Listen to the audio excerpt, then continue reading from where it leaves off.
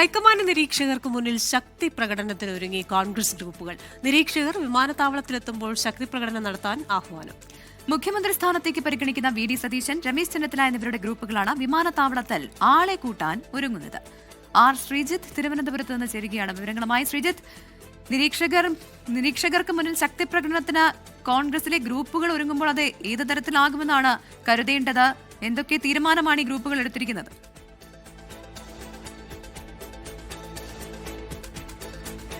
നാളെ രാവിലെ 10 മണിക്കാണ് കോൺഗ്രസിന്റെ നിയമസഭാ കക്ഷി യോഗം. ഈ യോഗത്തിന് മേൽനോട്ടം വഹിക്കാനാണ് ഹൈക്കമാൻഡ് 2 നിരീക്ഷകരെ നിയോഗിച്ചിരിക്കുന്നത്.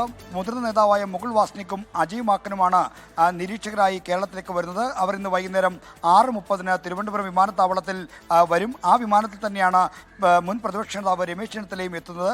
ഈ സമയത്ത് രമേശ് ചെന്നിത്തലയ്ക്ക് സ്വീകരണം ഒരുക്കുന്നു എന്ന മട്ടിലുള്ള സന്ദേശമാണ് ചെന്നിത്തല ഗ്രൂപ്പിൽ നിന്ന് അണികളിലേക്ക് പോയിരിക്കുന്നത്. അവിടെ ഒരു ശക്തി പ്രകടനം, ചെന്നിത്തലയെ അനുകൂലിച്ചുകൊണ്ടുള്ള ഒരു ശക്തി പ്രകടനം അവിടെ നടത്താനുള്ള ആഹ്വാനം നടക്കുന്നു. മറുവശത്ത് വി.ഡി. സതീശൻ ഗ്രൂപ്പും അവിടെ ഒരു ശക്തി പ്രകടനത്തിന് ഒരുങ്ങുന്നുണ്ട്.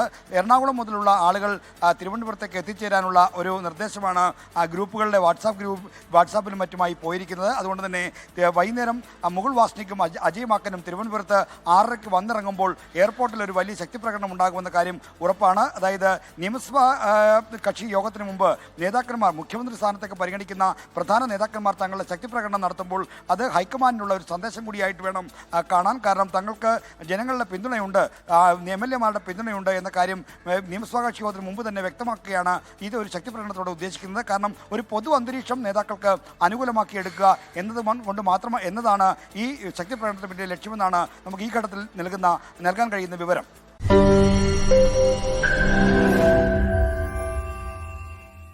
ലോകത്തെവിടെയായാലും ഏത് സമയത്തും 24 വാർത്തകളും ഓഗ്മെന്റഡ് റിയാലിറ്റി പാക്കേജുകളും എക്സ്പ്ലെയിനറുകളും വിശദമായി കാണാൻ ഞങ്ങളുടെ യൂട്യൂബ് ചാനൽ നിങ്ങൾക്ക് സബ്സ്ക്രൈബ് ചെയ്യാം.